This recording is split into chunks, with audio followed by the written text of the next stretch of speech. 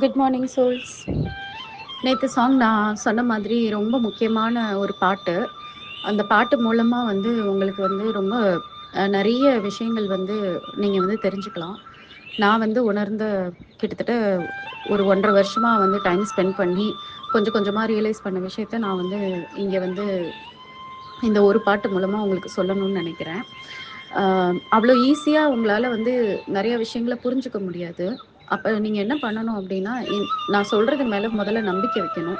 First okay, இவங்க வந்து உணர்ந்துட்டு மற்றவங்களுக்கு பிரயோஜனம் ஆகணும்னு சொல்கிறாங்க. அப்போ அது மூலமாக நம்மளுக்கு ஏதோ ஒரு நன்மை கிடைக்க போகுது அப்படின்னு நினைக்கணுமே தவிர, இது ஏதோ ஒரு வேலையா, ஐயோ இவங்க பெரிய பெரிய ஆடியோ அனுப்புகிறாங்க, இதெல்லாம் வேற நம்ம எப்போ முடிக்கிறது, நம்மளுக்கு இருக்கிற பிரச்சனைக்கு நம்மளுக்கு இருக்கிற வேலைகளுக்கு நடுவில் இது வேற ஒரு வேலையா அப்படின்னு நீங்கள் நினச்சிங்கன்னா அது வந்து உங்களோட அறியாமை. ஏன்னா கடவுள் வந்து நேரடியாக சினிமாவில் வர்ற மாதிரி ஒரு பிரச்சனைன்னு வந்தோடனே நேரடியாக காட்சி தந்தோ இல்லைன்னா ஒரு மேஜிக்கோ மாய மந்திரமோ எல்லாம் பண்ணி உங்களுக்கு வந்து ஒரு நல்லதை பண்ண மாட்டார். இப்போ உங்களுக்கு ஒரு பணம் வேணும்னா உடனே வானத்துலேருந்து கூரையை பிச்சுட்டு எல்லாம் பணத்தை கொடுக்க மாட்டார். இல்லை மேஜிக்காக நீங்கள் வந்து தூங்கி எந்திரிச்சோன்னா உங்கள் பீரோவில் நிறைய பணத்தை கொடுக்க மாட்டார். அதே மாதிரி உங்களோட ஹெல்த்து சரியில்லை, உங்களுக்கு வந்து பயங்கர கொடூரமான ஒரு நோய் வந்திருக்கு அப்படின்னா உடனே சுவிட்ச் போட்ட மாதிரி வந்து கண்ணை மூடி கண்ணை திறக்கிறதுக்குள்ள அந்த நோயை சரி பண்ணிட மாட்டார். அதே மாதிரி உங்களுக்கு கடன் நிறையா இருக்குது அப்படின்னா அந்த கடனை வந்து நீங்கள் கடவுள்கிட்ட கதறி கதறி நீங்கள் வேண்டி உருண்டு உருண்டு அழுதா கூட அந்த கடனை வந்து அடிச்சிட மாட்டார். உடனே டக்குன்னு நினைச்சோன்னா அடிச்சிட மாட்டார். இதெல்லாம் வந்து நம்மளோட மூட நம்பிக்கை. ஏன்னா நம்மளை சின்ன வயசுலேருந்து அப்படி சொல்லி கொண்டு வந்துட்டாங்க. அண்டு நம்மளும் நிறைய சாமி படம்னா இப்படியே பார்த்து பார்த்து பழகுனனால நம்ம என்ன நினச்சிட்டோம்னா நம்ம அப்படி தான் ஏதோ இருக்கும்ட்டு உள்ள ஒரு ஆள் மனசில் நம்ம வந்து அப்படி நினச்சி வச்சுருக்கோம் கடவுளை. ஆனால் முதல்ல ஃபஸ்ட்டு உண்மையே என்ன அப்படின்னா, நீங்கள் கடவுளை வேண்ட வேண்ட கடவுள் வந்து உங்களுக்கு அதுக்கான வழியை காட்டுவார். உங்களுக்கு வந்து கடன் வந்து ரொம்ப அதிகமாக இருக்கா, அப்போ அந்த கடனை வந்து நீ எப்படி நடந்தினா அந்த கடனால் உனக்கு பிரச்சனை வராமல் இருக்கும், அந்த கடன் வந்து டக்குன்னு உனக்கு தீரும் அப்படின்னு சொல்லிட்டு ஒரு மேஜிக்கலான ஒரு வழியை வந்து காட்டுறதுக்கு ரெடியாக இருப்பார். அது காட்டவும் செய்வார். அது எப்படி காட்டுவார்னா, ஏதோ ஒரு புக்கில் திடீர்னு சம்மந்தமே இல்லாமல் உங்களுக்கு ஏற்ற மாதிரி பேசுகிற மாதிரி இருக்கும். இப்போ இந்த ஆடியோவில் நான் பேசிகிட்டு இருக்கிறது உங்களுக்கு ஏற்ற மாதிரி இருக்கும். அப்படி இல்லைன்னா திடீர்னு டிவியில் ஏதாவது வந்து சம்மந்தமே இல்லாமல் உங்களோட சுச்சுவேஷனுக்கு மேட்சாக நீங்கள் பார்ப்பீங்க. இல்லை ஒரு சோஷியல் மீடியாவில் உங்களுக்கு வந்து ஒரு மெசேஜ் வரும். அப்போ அதை நம்ம என்ன பண்ணுறோம் அப்படின்னா டக்குன்னு கேர்லெஸ்ஸாக விட்டுறோம். அது நம்மளுக்கு ஏதோ மேட்சாக இருக்குது அப்படின்னு சொல்லிட்டு அதுக்கு மேலே யோசிக்கிறது கிடையாது. ஏன்னா நம்ம என்ன நினச்சிட்டு இருக்கோம், தெய்வம் வந்து கூரையை பிரிச்சுட்டு வந்து டக்குன்னு கொடுக்கும், இந்த மாதிரிலாம் இருக்காது அப்படின்னு சொல்லி நம்ம நினைப்போம். ஆனால் இறைவன் என்ன பண்ணுவார் அப்படின்னா, நம்மளோட கர்மா தான் வந்து நம்மளுக்கு இது எல்லாத்தையும் கொண்டு வருது. ஸோ நம்ம வந்து நம்மளோட ஆத்மாக்கு ஏற்ற மாதிரி கடவுள் நம்மளுக்குள்ள இருக்காரு. அவரை உணர்ந்து அவர் காட்டுற வழியில சில விஷயங்களை நம்ம பண்ணிட்டு போனா அது எல்லாமே சரியாயிரும் அப்படின்றத தான் அவர் வந்து சொல்லணும்னு நினைப்பாரு. பல விதத்துல அவர் சொல்ல ட்ரை பண்ணுவாரு. ஆனா நம்ம அதை எல்லாத்தையும் விட்டுட்டு விட்டுட்டு உட்கார்ந்து நம்ம எப்பவுமே கவலைப்பட்டுக்கிட்டு சோகமா இருந்துட்டு துன்பமா இருந்துட்டு இன்னும் அதிகமான பிரச்சனைகளை தான் நம்ம ஏத்திக்கிட்டே இருப்போம். இப்படிதான் எல்லாரும் வாழ்ந்துட்டு இருக்காங்க. அப்ப முதல்ல இறைவன் யாரு அப்படின்னு பார்த்தீங்கன்னா, இறைவன் வந்து உங்களுக்குள்ளேயே இருக்கிறாரு, சைலண்டா இருக்காரு. அவர் உங்க கூட பேசிக்கிட்டே தான் இருக்காரு. உங்க பிரச்சனை எல்லாத்தையும் அவர் பார்த்துக்கிட்டே தான் இருக்காரு. அது தீர்றதுக்கான வழி அவரால முடிஞ்ச அளவுக்கு பல சயின்ஸ்ல சொல்றாரு. சயின்ஸ்னா பல விதத்துல வந்து உங்களுக்கு வந்து சொல்ல ட்ரை பண்றாரு. ஆளுங்க மூலமா சொல்ல ட்ரை பண்றாரு. இல்ல இந்த மாதிரி ஃபோன் மூலமா சொல்ல ட்ரை பண்றாரு. எப்படி எப்படியோ சொல்ல ட்ரை பண்றாரு. ஆனா அது எதையுமே புரிஞ்சுக்கிற அளவுக்கு நம்மளுக்கு ஞானம் இல்லாதனால, நம்ம அத வந்து அந்த வழியில நம்ம போகாம நம்ம திரும்பி திரும்பி கஷ்டப்பட்டுட்டு இருக்கோம். இதுதான் சிம்பிள் லாஜிக் இதுதான். அப்ப இங்க வந்து நான் வந்து சொல்ற ஒவ்வொரு விஷயத்தையும் உங்களோட வாழ்க்கைக்கு கடவுள் சொல்றதா நினைச்சு அது அந்த மாதிரி இப்ப இறைவனே வந்து உங்ககிட்ட இந்தாப்பா இதெல்லாம் பண்ணுப்பா அப்படின்னு சொன்னா நீங்க என்ன பண்ணுவீங்க? கண்ண மூடிட்டு கேட்பீங்க இல்லையா? கடவுளே வந்து நம்மளுக்கு ஒரு வழிய காட்டுறாரு அப்படின்னு சொல்லிட்டு, அப்ப அது கரெக்ட்டா தான் இருக்கும். அது நம்மளுக்கு புரியலனாலும் அந்த வழியில நம்ம போய் தான் பார்ப்போமே அப்படின்னு சொல்லி உங்களுக்கு ஒரு எண்ணம் வந்து நீங்க பண்ணுவீங்க இல்லையா? அந்த மாதிரியான எண்ணத்துல தான் வந்து நீங்க வந்து இந்த குரூப்ல இருக்கக்கூடிய ஆடியோஸ் எல்லாத்தையும் நீங்க புரிஞ்சுக்கணும். ஏன்னா எனக்கு கடவுள் குடுத்துருக்க ஒரு ஆர்டர் மாரி தான் நான் இத பண்ணிட்டு இருக்கேன். நீ என்னெல்லாம் லேர்ன் பண்ணி நீ என்னெல்லாம் ரியலைஸ் பண்ணியோ அத மத்தவங்களுக்கு சொல்லிக் கொடு. அதுதான் அடுத்து உன்னோட கடமை அப்படின்னு சொன்னனால, நான் இது வந்து மார்னிங் வந்து என்னோட வேற எந்த வேலையும் விட்டுட்டு, இந்த இந்த இத நான் பண்ணி முடிக்கிறதுக்கு எனக்கு எப்படியும் ஒரு 1 to 2 ஹவர்ஸ் ஆகும். ஸோ மார்னிங் நான் டெய்லி வந்து என்னோட ஒரு பிஸ்னஸ், என்னோட பர்சனல் கமிட்மெண்ட்ஸ்னு எத்தனையோ இருந்தா கூட 1 to 2 ஹவர்ஸ் நான் இதுக்காக டெடிகேட் பண்றேன் அப்படின்னா, அது வந்து இறைவன் எனக்கு சொல்லி தானே நான் பண்ணுவேன். மற்றபடி நான் வேறு எதுக்காகவும் பண்ணுறது இல்லைல்ல. அதே மாதிரி நீங்களும் நான் 1 to 2 ஹவர்ஸ் ஸ்பெண்ட் பண்ணாலும் நீங்கள் வந்து மேக்ஸிமம் ஸ்பெண்ட் பண்ண போகிற டைம் வந்து ½ அன் ஹவர் தான் இதுக்கு. ஏன்னா மேக்ஸிமம் என்னோட ஆடியோஸ் எல்லாமே அதிகபட்சம் 30 நிமிஷம் தான் இருக்கும். ஸோ அந்த 30 நிமிஷம் வந்து பொறுமையாக ஒரு நோட் எடுத்துகிட்டு ஒரு பென் எடுத்துகிட்டு என்னதான் சொல்கிறாங்க, சரி சொல்கிறத ஃபஸ்ட்டு நோட் பண்ணிப்போம். அப்புறம் ஒரு நாள் ஃபுல்லாக அந்த வந்து திரும்பி திரும்பி திரும்பி திரும்பி மனசில் வந்து புகுத்தி பார்ப்போம். எப்பயாவது ஒரு தடவை நம்மளுக்கு பிரயோஜனமாக இருக்கும்னு சொல்லி நீங்கள் நினச்சா மட்டும் போதும். கரெக்டான சந்தர்ப்பத்தில் கரெக்டான ஒரு சுச்சுவேஷன் வரும்போது உங்களுக்குள்ளே இருந்து நீங்கள் கற்றுக்கிட்ட அந்த விஷயம் எல்லாமே வெளியில் வந்து உங்களை காப்பாற்றும். ஓகே, அந்த மாதிரியோட ஆங்கிளில் நீங்கள் வந்து இதை பாருங்கள். இன்றைக்கி வந்து நம்ம வந்து என்ன பார்க்க போகிறோம் அப்படின்னா, நம்ம யார் ஆக்சுவலாக நம்ம வந்து நம்மளோட உடம்புல என்னென்னலாம் இருக்குது, நம்ம அப்படின்ற அந்த ஐடென்டிட்டிக்குள்ளே, அதாவது நான் அப்படின்ற அந்த அடையாளத்துக்குள்ளார என்னென்ன இருக்குது, இதில் யார் வந்து உண்மையிலேயே அந்த நான் அப்படின்றத நீங்கள் தெரிஞ்சுக்கிட்டீங்கன்னா அடுத்தடுத்து உங்களோட லைஃப்பில் நீங்கள் எடுக்க போகிற ஃபேஸ் பண்ணக்கூடிய ஒரு சேலஞ்சஸ்ஸு ப்ராப்ளம்ஸு எல்லாத்தையுமே பர்ஃபெக்டாக உங்களால் ஹேண்டில் பண்ண முடியும். அப்படி ஹேண்டில் பண்ணும்போது நான் மேலே 2 ஃபோட்டோ கொடுத்துருக்கேன் பாருங்களேன். நான் நிறைய ஃபோட்டோஸ் தான் இந்த தடவை எடுத்து வச்சுருக்கேன் உங்களுக்கு புரியறதுக்காக. மேலே இருக்க ஃபோட்டோவில் பார்த்தீங்கன்னா நீங்கள் வந்து அந்த ஆத்மா தான் வந்து உங்களுக்குள்ளே வந்து கிங்காக இருக்கணும். ஓகேவா? உங்களோட நான் அப்படின்ற ஐடென்டிட்டி இப்போதைக்கு ஃபிசிக்கலாக பார்க்கும்போது நம்மளோட பாடியை தான் நம்ம சொல்ல முடியும். இப்போ நந்தினி அப்படின்னா நீங்கள் பார்க்குறது வந்து என்னோட சோலை யாரும் பார்க்க மாட்டீங்க. நந்தினின்ற அந்த உருவத்தை தான் பார்ப்பீங்க. அப்புறம் அந்த உருவம் எப்படி பேசுது, எப்படி நடந்துக்குது, அதோட கேரக்டர் எல்லாமே அந்த உருவம் நடக்கும் போது உங்களுக்கு வெளிப்படும். ஸோ அப்போ அந்த உருவத்தை வந்து நம்மன்னு இப்போதைக்கு வச்சுக்கலாம். அந்த உருவன்றது தான் வந்து என்ன அப்படின்னு பார்த்தீங்கன்னா, ராஜ்யம் மாதிரி, நம்மளோட கிங்டம் மாதிரி. இப்போ பாகுபலியோட கிங்டம் எப்படி இருக்கு, மகிழ்மதி அப்படின்னு, அந்த மாதிரி நம்ம தான் இந்த ஐடென்டிட்டி தான் நம்ம ஆள்ற அந்த ராஜாங்கம்னு வச்சுக்கோங்களேன். அது அந்த ஆத்மா சொல்றபடி கேட்டு இறைவனோட வழியில நடந்தா மேல இருக்கிற மாதிரி பயங்கரமான செல்வம்னா எல்லா விதத்துலயும் வளமா இருப்பீங்க. பணமா இருக்கட்டும், நகையா இருக்கட்டும், இல்ல வீடு வாசலா இருக்கட்டும், எதுக்குமே குறை இருக்காது. அதே மாதிரி உண்மையான அன்போட இருக்கக்கூடிய உங்க மனசை ரொம்ப விரும்பக்கூடிய ஆளுங்களை உங்களை சுத்தி அவங்க மட்டும்தான் இருப்பாங்க. அதே மாதிரி நீங்க தொட்ட காரியம் எல்லாமே ஜெயிக்கும். எப்பவுமே மனசுக்குள்ள ஒரு சந்தோஷம் இருந்துட்டே இருக்கும். ஆரோக்கியத்துக்கு குறைவே இருக்காது. சின்ன சின்ன ஒரு நோய் கூட வந்து உங்களுக்கு வரவே வராது. எப்பவுமே வந்து ஒரு வெற்றி பாதையிலே போக ஆரம்பிப்பீங்க. அப்ப இதுதான் வந்து ஆத்மாவுக்கு வந்து நீங்க வந்து ஆத்மா தான் நம்மளோட கிங் அப்படின்னு சொல்லி புரிஞ்சு அந்த ஆத்மா படி நீங்க வாழ ஆரம்பிச்சீங்கன்னா நடக்கும். வேற இந்த 2வது போட்டோல நான் என்ன கொடுத்துருக்கேன்னா, ஆத்மா நம்ம தான் உணராம அது காட்டுற வழியில போகாம நம்ம மற்ற விஷயங்களுக்கெல்லாம் நம்மளுக்குள்ள இருக்கக்கூடிய அந்த எமோஷன்ஸ்னா அந்த கோவம், வெறுப்பு, அதுக்கப்புறம் பயம், நம்ம ஆள் மனசுல இருக்கக்கூடிய விஷயங்கள், முன்னாடி நடந்த விஷயங்கள் எல்லாம் வச்சுக்கிட்டு அதையே வச்சு நம்ம வந்து நம்ம லைஃப் எடுத்துட்டு போகும்போது என்ன நடக்கும் அப்படின்னா, ஃபர்ஸ்ட் ஆரோக்கியம் கெடும், நிறைய நோய் வரும், ரொம்ப நிறைய லாசஸ் வரும், நஷ்டம் நிறைய வரும். ஏன்னா முன்னாடி இருக்கக்கூடிய கர்மாவும் வந்து அதோட சேர்ந்துக்கும். அப்புறம் ரொம்ப நம்ம வந்து அப்செட் ஆகும், டிப்ரெஷன் ஆகும். எப்போவுமே கோவம் சம்மந்தப்பட்ட எமோஷன்ஸே அதிகமாக இருக்கும். எப்போவுமே ரொம்ப ஸ்ட்ரெஸ்டாக ஃபீல் பண்ணுவோம். நிறைய அவமானங்களை சந்திக்க வேண்டி வரும். ஸோ இது வந்து நம்ம ஒரு மேக்னெட்டாக மாறுறோம். அப்போ அந்த மேக்னெட் என்ன பண்ணுதுன்னா, நம்ம கரெக்டாக ரூல் பண்ண யார் வந்து கரெக்டான கிங்காக இருக்கணுமோ அந்த கிங்கை உட்கார வச்சா அந்த ராஜ்யத்தில் இது எல்லாமே நல்லதாக நடக்கும். கிங்குக்கு சம்மந்தமே இல்லாமல் ஒரு ராஜா மாதிரி இருக்க ராஜாக்குரிய அந்த குவாலிட்டிஸ் இல்லாத யாரையாவது ஒருத்தவங்கள வந்து நம்ம வந்து அரசால விட்டோம்னா அந்த ராஜ்யம் வந்து வீணாக போகும். இதுதான் வந்து சிம்பிளாக இதில் எக்ஸ்பிளைன் பண்ணியிருக்கேன். இப்போ அடுத்தடுத்து நான் ஒன்று டீட்டெயிலாக சொல்கிறேன். இந்த ஃபோட்டோவில் நான் என்ன மீன் பண்ண ட்ரை பண்ணியிருக்கேன்னா, நம்மளுக்குள்ள வந்து ஒரு பெரிய அரசாங்கமே ஓடிக்கிட்டு இருக்கு. நம்ம வெளியில தான் எல்லாத்தையும் பார்த்துட்டு இருக்கோம். நம்மளுக்குள்ள ஒரு பெரிய ராஜ்யம் நடந்துட்டு இருக்குது. நம்மளுக்கு தெரியறதே கிடையாது. நம்ம பாட்டுக்கு வந்து சுத்தமா அதை பத்தின சிந்தனையே இல்லாம நம்ம பாட்டுக்கு வாழ்க்கையில நம்ம இஷ்டத்துக்கு நம்மளோட மூடுக்கு ஏற்ற மாதிரி நம்ம வாழ்ந்துட்டு இருக்கோம். இல்ல நம்மளுக்கு யாராவது சொல்லி கொடுத்துருப்பாங்க, தப்பான விஷயங்களை சொல்லி கொடுத்துருப்பாங்க, இல்ல நம்மளே நம்மளுக்குள்ள ஒரு சில தவறான ஒரு எண்ணங்கள் இருக்கும், அதுதான் கரெக்டுன்னு நினைச்சிட்டு, இல்ல தவறான ஒரு எமோஷன்ஸ் இருக்கும், அதுதான் கரெக்டுன்னு நினைச்சிட்டு அதுபடியே நம்ம வாழ்க்கையை ஓட்டிட்டு இருப்போம். அப்ப இதனால என்ன ஆகுது, ஃபுல் அண்ட் ஃபுல் நம்ம லைஃபும் தப்பாகி நம்மளை சுற்றி உள்ளவங்களையும் நம்ம வந்து பாதிக்கப்பட வச்சு நம்ம ஜென்ரேஷனுக்கே வந்து நிறைய கர்மாவை சேர்த்து வச்சுட்டு போயிடுறோம்.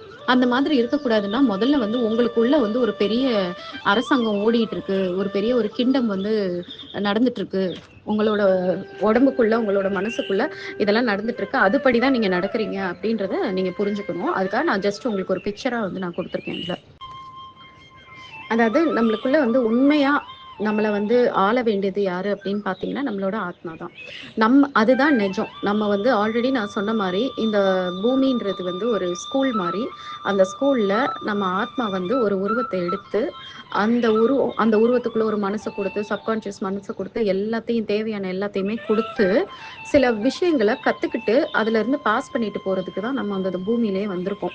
ஆனா அது புரியாம, நம்ம என்ன பண்றோம்னா, இதுதான் நிஜம். நம்ம வாழ்ற வாழ்க்கை தான் நிஜம். நம்ம செத்த பிறகு அவ்வளோதான் ஒண்ணுமே இல்ல அப்படின்னு சொல்லிட்டு, அந்த ஆத்மான்ற ஒரு விஷயத்தையே புரிஞ்சுக்காம, நம்ம வாழ்க்கையில வரக்கூடிய அனுபவங்கள், அப்புறம் நம்ம ஆழ் மனசுல பதிஞ்சிருக்க நெறைய கெட்ட விஷயங்கள், இதுக்கெல்லாம் ரொம்ப முக்கியத்துவம் குடுத்து, வாழ்க்கைய வந்து இறைவன் காட்டுற வழிப்படி வாழாம, இஷ்டத்துக்கு நம்ம வாழ்ந்துட்டு இருக்கோம். ஸோ அத புரிய வைக்கிறதுக்காக தான் நான் அதுல போட்டிருக்கேன் இந்த ஃபோட்டோ. இந்த ஆத்மா அப்படின்றது எது அப்படின்னா, இறைவனோட சம்மந்தப்பட்ட ரொம்ப க்ளோஸா கனெக்டடான ஒரு விஷயம் தான் இந்த ஆத்மா. ஆத்மா எப்பவுமே எப்படி இருக்கும்னா, ரொம்ப பியூரா இருக்கும். பியூரா சுத்தமா இருக்கும். அது வந்து கெட்டதே நினைக்காது. எல்லாருக்கும் நல்லது நினைக்கும், தனக்கும் நல்லது நினைக்கும். அதே சமயம் பயங்கர தைரியசாலியா இருக்கும் ஆத்மா. ஆத்மா வந்து எதுக்குமே பயப்படாது. பயம்னு ஒண்ணே அதோட ஹிஸ்டரியிலே கிடையாது. ஏன்னா, அது கூட வந்து இறைவன் இருக்காங்க அப்படின்னு சொல்லிட்டு அந்த ஆத்மாக்கு தெரியும். அதனால ரொம்ப போல்டா, ரொம்ப கரேஜியஸா, முக்கியமா ரொம்ப உண்மையா அந்த மாதிரி தான் இருக்கும். ஆனா நல்லா யோசிச்சு பாருங்க, நம்ம எல்லாரும் அப்படியா இருக்கோம்? அத ஏதோ நம்ம வந்து அப்படிலாம் இருக்க முடியுமா அப்படின்னு சின்ன வயசுல நம்ம வந்து மாரல் ஸ்டோரியில மட்டும் படிச்சிருப்போம். இல்லன்னா ஏதாவது சினிமால பார்த்துட்டு, ஓகே ஹீரோ இப்படி இருக்காங்க. அதெல்லாம் நிஜ வாழ்க்கைக்கு சூட் ஆவாது அப்படின்னு சொல்லிட்டு தான் நம்ம போயிட்டு இருப்போம். அதனால தான் நம்ம நெறைய கஷ்டப்பட்டுட்டு இருக்கோம். ஸோ இப்ப இந்த ஆத்மா தான் உண்மையிலே நம்மளோட ராஜ்யத்த, நம்மளுக்குள்ள இருக்கக்கூடிய ராஜ்யத்த ஆள வேண்டிய உண்மையான ஆள் யாருன்னு பார்த்தீங்கன்னா, இந்த ஆத்மா தான். ஆத்மாவுக்கு தான் எல்லா பவரும் இருக்கு. ஒரு ராஜாவா, ஒரு ராணியா நடந்துக்கக்கூடிய எல்லா விதமான தகுதியும் அந்த ஆத்மாக்கு மட்டும் தான் இருக்கு. அப்ப நீங்க உங்களோட உங்களோட உள்ள உங்களோட உங்களோட உருவத்தையே இல்ல உங்களோட பர்சனாலிட்டியே உங்களுக்குள்ள வந்து நடக்கிறத ஒரு ராஜ்யமா கற்பனை பண்ணிக்கோங்க. இப்ப நான் சொல்ற எல்லாத்தையுமே. அப்ப உங்களுக்கு நல்லாவே புரியும். அப்போ ஒரு ராஜ்யத்துல அரசனுக்கு தான் அதுவும் தகுதியான அரசன் இருந்தா மட்டும்தான் அந்த ராஜ்யம் வந்து செழிப்பா இருக்கும். அதுல ஒரு ராஜ்யத்துல இருக்கக்கூடிய மக்கள் எல்லாமே நல்லா இருப்பாங்க. ரொம்ப வளமா இருக்கும். அந்த நாடே வந்து ரொம்ப சந்தோஷமா இருக்கும். அப்படி இல்லாம வேற வேற ஆளுங்கள சம்மந்தமே இல்லாம நம்ம வந்து அவங்க கிட்ட வந்து அந்த ராஜ்யத்த ஆள விட்டா என்ன நடக்கும்? அத நம்ம இப்ப பார்க்கலாம். இப்ப இந்த கான்ஷியஸ் மைண்டுன்றது நம்மளோட மைண்டு. ஆக்டிவா இப்ப நம்ம இருக்கோம் இல்லையா? அந்த புத்தி. அதாவது அது என்னன்னா, அ காலையில என்ன பண்ணணும்? சாயந்தரம் என்ன பண்ணணும்? நம்ம வாழ்க்கை எப்படி இருக்கணும்? அப்படின்னு சொல்லிட்டு அதுக்கேத்த மாதிரி எல்லாத்தையும் செயல்படுத்துறது, மத்தவங்க கிட்ட பேசுறது, வேலை பார்க்குறது, படிக்கிறது இந்த மாரி எல்லாமே பண்றோம் இல்லையா? ஆக்டிவா. அதுதான் வந்து நம்ம புத்தி சொல்லி தான் பண்றோம். அந்த புத்தி தான் நம்மள வந்து பிரெயினுன்னு சொல்லுவோம் இல்லையா? அது வந்து நம்மள ஆக்டிவேட் பண்ணி தான் எல்லாமே பண்றோம். இந்த பிரெயினுன்றது ஆ இன்கேஸ் வந்து ஆத்மா பேச்சு கேட்டு நடந்தா, அது எப்படி நடக்கும்? அப்படின்னு இருக்கும்போது, ஃபர்ஸ்ட் திங் வந்து எடுக்கிற எல்லா முடிவுலயுமே வந்து ஒரு பயங்கரமான ஒரு கிளாரிட்டி இருக்கும். ஒரு முடிவெடுக்க தெரியாம ஒரு குழப்பமாலாம் முடிவு எடுக்கவே மாட்டாங்க. ஆத்மா பேச்ச கேட்டு அந்த மைண்ட் படி நடக்கிறவங்க. அதே மாரி எல்லா முடிவுலயுமே பார்த்தீங்கன்னா, ஒரு உண்மை இருக்கும். மத்தவங்களுக்கு நன்மை தர மாதிரியான ஒரு கருணை இருக்கும். அதே மாரி லாங் டர்ம்ல நம்மளுக்கும் மத்தவங்களுக்கும் நல்லதா இது அப்படின்னு சொல்லி யோசிச்சு இருக்கும் அந்த முடிவு எல்லாமே. சும்மா கொஞ்ச நேர ப்ளஷருக்காகலாம் எந்த முடிவும் வந்து அது எடுக்காது. ஃபார் எக்ஸாம்பிள் இப்ப ஆல்கஹால் சாப்பிடுறாங்க அப்படின்னா, ஆல்கஹால் சாப்பிடும்போது கொஞ்ச நேரத்துக்கு அது நல்லா தான் இருக்கும். அவங்களோட மைண்ட் வந்து பயங்கரமா அப்படியே மிதக்கிற மாதிரி இருக்கும். வேறஸ் அது வந்து லாங் டர்ம்க்கு அவங்க உடம்புக்கும் நல்லது கிடையாது. அவங்க வைப்ரேஷனே லோ பண்ணும். இத வந்து புரிஞ்சுகிட்ட புத்தி, ஆத்மா பேச்ச கேட்டு நடக்கிற புத்தி இத புரிஞ்சுகிட்டு, அத வந்து பண்ணவே பண்ணாது. அதே மாரி இந்த கரண்ட் மொமெண்ட்ல அதுக்கு என்ன வேலை குடுத்துருக்கோமோ, அந்த வேலைய முழு கவனத்தோட எந்த விதமான ஸ்ட்ரெஸ்ஸும் இல்லாம அது பாக்குமாம். அதே மாரி எண்ணங்கள் வந்து இறைவன் காட்டுற வழியோட கலந்து இருக்குமா. எல்லா விதமான எண்ணங்களுமே ஆத்மா பேச்ச கேட்டு நம்ம நடக்கும்போது, இறைவனுக்கு இது பிடிக்கும், இறைவனுக்கு இப்படி இருந்தா தான் பிடிக்கும், இறைவனுக்கு பிடிக்காத எந்த விஷயத்தையும் நான் செய்ய மாட்டேன். அதனால நான் டிஸ்ட்ராக்ட் ஆக மாட்டேன்னு சொல்லி நம்மளால நடந்துக்க முடியுமா. அதே மாரி இறைவன் மேல பயங்கர ஆழமான நம்பிக்கைய வைக்க முடியும் நம்மளால. ஆத்மா பேச்ச கேட்டு நம்ம மைண்ட் நடக்கும்போது. இன்கேஸ் ஒரு பெரிய பிரச்சனை வந்தா கூட, இறைவன் நம்ம கூட இருக்காருப்பா. கடவுள மீறி என்ன நடக்க போகுது? என்ன நான் எது வந்தாலும் பார்த்துக்கிறேன் நானு. எனக்கு கடவுள் இருக்கும்போது எனக்கு எதுவும் கெட்டது நடக்காது. பார்க்கறதுக்கு அது கெட்டதா இருந்தாலும், அது கடவுள் எனக்கு நல்லதுக்கு தான் பண்ணுவாரு அப்படின்னு சொல்லி பயங்கரமா நம்புவோமாம். தென் வந்து எமோஷனலா பேலன்ஸ்டா இருக்கிறது. எப்படின்னா, ஓவர் ரியாக்ட் பண்ணாம, யாரையும் டக்குன்னு ஜட்ஜ் பண்ணாம, ஒரு சின்ன விஷயம் நடந்த உடனே அவங்கள வந்து இவங்க தப்பானவங்களா தான் இருப்பாங்க, இவங்க கேவலமானவங்களா தான் இருப்பாங்கன்னு நெனைக்கிறது. அதே மாரி ஒரு சின்ன சின்ன பிரச்சனை வரும்போதே பயங்கரமா நம்மளாவே அத வந்து ரொம்ப பூதாகரமா ஒரு பெரிய பிரச்சனை மாரி நெனச்சுட்டு கவலைப்படுறது, இதெல்லாம் நம்ம பண்ண மாட்டோம். தென் வந்து ரொம்ப கிரியேட்டிவா இருப்போமா. நல்ல புதுசு புதுசா நம்மளுக்கு ஒவ்வொரு விஷயத்திலுமே நம்ம வாழ்க்கை பிரச்சனையா இருக்கட்டும், இல்ல நம்மளோட வேலையா இருக்கட்டும், இல்ல தொழிலா இருக்கட்டும், என்ன பண்ணுனாலும் அதுல வந்து ஒரு புதுமையா நம்ம வந்து இருக்கணும்னு நெனைப்போம். நெறைய ஐடியாஸ் வந்து நம்மளுக்கு ஜெனரேட் ஆகும். ரொம்ப ரொம்ப அடுத்தடுத்த லெவல் நம்ம வந்து ரொம்ப இன்டெலிஜென்ட்டாக மாறிக்கிட்டே இருப்போம், ரொம்ப புத்திசாலியாக மாறிக்கிட்டே இருப்போமா. அதே மாதிரி நம்ம ஆத்மாக்கு எது பிடிக்குது, நம்ம மனசு ஆள் மனசுல நம்மளுக்கு வந்து இந்த விஷயம் கரெக்டுன்னு பட்டா மட்டும்தான் நம்ம செய்வோம். இல்லைன்னா அது நம்மளுக்கு எவ்வளோதான் பிடிச்சிருந்தாலும், அது எவ்வளோதான் வெளியில பார்க்க அட்ராக்டிவாக இருந்தாலும், நம்ம ஆள் மனசு அதுக்கு ஒத்து வரல அப்படின்னா அந்த விஷயத்த வந்து செய்யவே மாட்டோமா. அந்த அளவுக்கு நம்ம வந்து ரொம்ப ஸ்ட்ராங்காக இருப்போமா. அதே மாதிரி இன்னொன்று வந்து என்னன்னா, ஈஸியாக யாரையும் மன்னிச்சிருவோம். ஏன்னா அதை மனசுக்குள்ளேயே அந்த காழ்ப்புணர்ச்சியை வச்சுக்கிட்டு ஒரு வெறுப்பு அப்படின்ற மாதிரிலாம், ஒரு பழி வாங்கணும் அப்படின்ற மாதிரி உணர்ச்சி, இல்லைன்னா அவங்க மேலே எப்போவுமே கோவம்லாம் வச்சுக்காம, உனக்கு தெரிஞ்சது அவ்வளோதான், அதுக்கு மேலே நான் ஒன்றும் பண்ண முடியாதுன்னு சொல்லிட்டு முடிச்சா நம்ம விலகி தான் வந்துருவோமே தவிர, அவங்கள போய் போய் போய் போய் அவங்களே மனசில் நினைக்கிறது, அவங்க மேலேயே நம்ம வார்த்தைகளை கொட்டுறது, அவங்கள வந்து நம்ம காயப்படுத்துறதுன்ற மாதிரிலாம் பண்ணாமல் டக்குன்னு மன்னிச்சுட்டு நம்ம போயிடுவோமா. ஸோ இதெல்லாம் வந்து நம்மளோட மைண்டு வந்து ஆத்மா பேச்சு கேட்டு நடந்தா, ஆத்மா தான் ராஜான்னு உணர்ந்து நடந்தா நம்ம இப்படி தான் இருப்போம். இதே வந்து நம்ம மைண்ட் வந்து அந்த ஈகோ பேச்சை கேட்டு நடக்குது. நம்ம மைண்ட் வந்து prime minister. So prime minister வந்து ராஜான்னு நினைச்சு ஆத்மாவை நினைக்காம, ஏன்னா ஆத்மா வீக்கா இருக்கு. ஆத்மா எங்க இருக்குன்னே பிரைம் மினிஸ்டருக்கு தெரியல. ஒருவேளை ஆத்மான்னு ஒண்ணே இல்லைன்னு கூட நினைக்குதுன்னு வச்சுக்கோங்க நம்ம பிரைம் மினிஸ்டர். நம்ம பிரைம் மினிஸ்டரை நினைக்கும் போது என்ன பண்ணுவாரு, யார் அவர் கண்ணு முன்னாடி நான் தான் ராஜான்னு சொல்றாரோ அவங்க பேச்சதானே அவர் கேட்டாகணும். அப்ப அங்க வந்து ஈகோ வந்து நிக்கிறாரு. ஸோ அப்ப ஈகோ யாருன்றது அப்புறமா நான் சொல்றேன். ஸோ ஈகோன்றது என்னன்னா, நான் கடவுள் இல்லாத நான் அப்படின்னு நினைக்கிறது தான் ஈகோ. அப்ப அந்த ஈகோ வந்து எப்படி இருக்கும் அப்படின்னா, நல்லவங்களாவும் இருக்கலாம், கெட்டவங்களாவும் இருக்கலாம். ஆனா மோஸ்ட்லி இறைவன் ஆத்மாவை உணராத ஈகோ எப்படி இருக்கும் அப்படின்னா, மோசமா தான் இருக்கும். அதுக்கு நடக்கிற சிச்சுவேஷன்ஸை வச்சு, அதுக்கு நடக்கிற எக்ஸ்பீரியன்ஸஸை வச்சு எப்பவுமே அது என்ன பண்ணும்னா, எல்லா கெட்ட எண்ணங்கள், கெட்ட மனநிலை, ஒரு மோசமான வார்த்தைகள், மோசமான நடத்தையா தான் வந்து மோஸ்ட்லி இருக்கும். இறைவனை வந்து சரியா புரிஞ்சுக்காத, இல்ல இறைவன் காட்டுற தர்மத்தை புரிஞ்சுக்காத ஈகோ. ஈகோனா அந்த ஒரு பர்சனாலிட்டி. அந்த பர்சனாலிட்டி தான் வந்து கிங்குன்னு நினைச்சா, பிரைம் மினிஸ்டர் வந்து நம்ம பிரைம் மினிஸ்டர் வந்து நம்மளை வந்து அந்த கிங்டம் நடத்துறாருன்னு வச்சுக்கோங்களேன். அப்ப எப்படி இருக்கும் அப்படின்னா, டெசிஷன் மேக்கிங் பயங்கர கன்ஃபியூஷன் இருக்குமா. அந்த டெசிஷன் வந்து ஒரு பயத்துல, இல்லைன்னா பொறாமையில, இல்ல நான் தான் பெருசு அப்படின்னு ப்ரூவ் பண்றதுக்காக, இல்லைன்னா இன்செக்யூரிட்டியில, இல்லை யாரோடையாவது கம்பேர் பண்ணுறதுன்னு இருக்கிற எல்லா மோசமான குணத்தை வச்சு அந்த முடிவை வந்து நம்ம எடுப்போமா. அதே மாதிரி ஓவர் திங்கிங் பயங்கரமாக இருக்கும். இப்போ நீங்கள் ஓவர் திங்கிங் பர்சனாக இருக்கீங்க அப்படின்னா நீங்கள் வந்து ஈகோவோட டாமினேஷனில் தான் இருக்கீங்கன்னு அர்த்தம். அதே மாதிரி நீங்கள் என்ன என்ன தாட்ஸ்னாலுமே எப்போவுமே அந்த செல்ஃபிஷாகவே இருப்பீங்க. உங்களோட ஓன் சர்வைவலை பார்க்குறது, எனக்கு என்ன கிடைக்கும், இது மூலமாக எனக்கு என்ன செய்யும், இந்த நான் செயல் செஞ்சேன்னா எனக்கு இதில் என்ன திரும்பி கிடைக்கும், எனக்கு எதுவுமே திரும்பி கிடைக்கலன்னா நான் இதை செய்ய மாட்டேன் அப்படின்றது. அதே மாதிரி உங்களோட ஸ்டேட்டஸை பார்த்துட்டு அதுக்கேற்ற மாதிரி எதாமே பண்ணுறது, இதெல்லாமே வந்து ஈகோ வந்து நம்மளை ரூல் பண்ணிச்சுன்னா பண்ணுற விஷயம். அதே மாதிரி கடவுள் மேலே ஒரு நம்பிக்கையே இருக்காது. நம்மளாவே வந்து எல்லாத்தையுமே இப்படியாச்சுன்னா அவ்வளோதான், இப்படியாச்சுன்னா அவ்வளோதான்னு சொல்லிட்டு கொஸ்டின் கேட்டுக்கிட்டே இருப்போம். உள்ளுக்குள்ளே எப்போவுமே வந்து ஒரு நம்பிக்கை இல்லாத ஒரு தன்மை தான் நம்மளுக்குள்ள ரொம்ப அதிகமாக இருக்கும். அந்த டவுட்டும் டிஸ்ட்ரஸ்ட்டும் அதிகமாக இருக்கும்.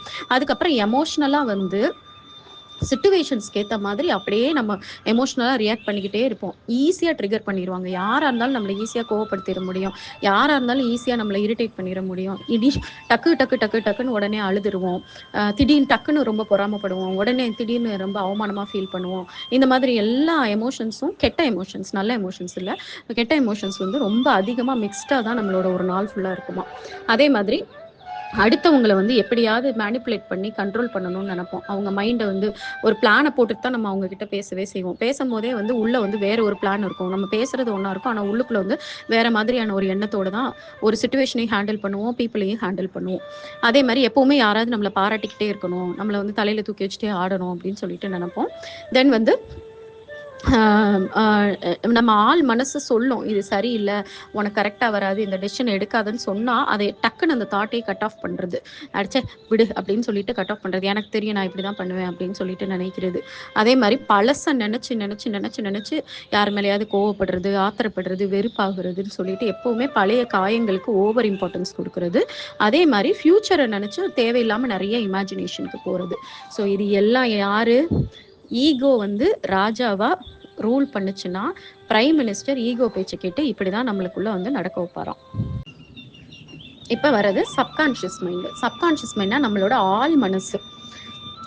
ஆள் மனசுனா ஒன்றும் இல்லை, அது வந்து எப்போவுமே நம்ம சின்ன வயசுல இருந்து நம்மளுக்கு சொல்லி கொடுத்த விஷயங்கள், அப்புறம் நம்மளுக்கு ஃபேஸ் பண்ண எக்ஸ்பீரியன்சஸ், நம்மளுக்கு ஏற்பட்ட அனுபவங்கள், இது எல்லாமே என்ன பண்ணும்னா மெமரியாக வந்து எப்படி கம்ப்யூட்டரில் நம்ம ஃபோனில் மெமரி மாதிரி ஸ்டோர் ஆகுது, ஃபோட்டோஸ் நம்ம எப்படி ஸ்டோர் பண்ணி வைக்கிறோம், எல்லா முக்கியமான விஷயத்தையும் நம்ம ஃபோன்ல ஸ்டோர் பண்ணி வைக்கிறோம்ல, அது மாரி நம்ம வேணும் வேணான்லாம் நம்ம கையில கிடையாது. அது பாட்டுக்கு நடக்கிற எல்லா இன்சிடென்ட்டையும் அது ஸ்டோர் பண்ணிக்கிட்டே இருக்கும்.